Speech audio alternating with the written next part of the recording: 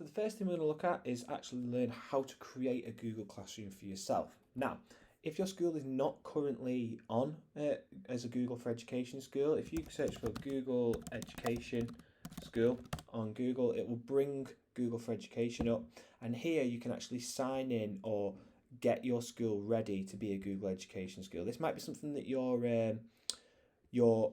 admin at school has to implement for you.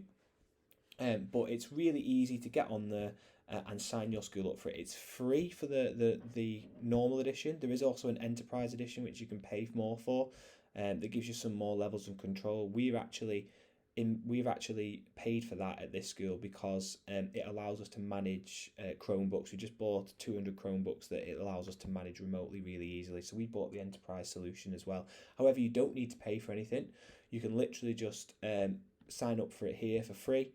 And you will become a Google Education school. Once you've done that, to get onto Google Classroom, you would go to classroom.google.com at the top, and it will ask you to sign in. Now, once your IT admin has signed up for Google for Education, there is a really easy solution for porting your email addresses over into Google to allow all of your school's current email addresses to be able to sign in with using their email address into Google. So for example, my one is c.thomason@cansfield.wigan.sch.uk, and when you sign in for this, you will be presented with a blank screen. So mine has all of my classes on there at the moment that I teach through Google Classroom. Yours will have none. And the first thing that we're going to look at is how we can actually create our first classroom.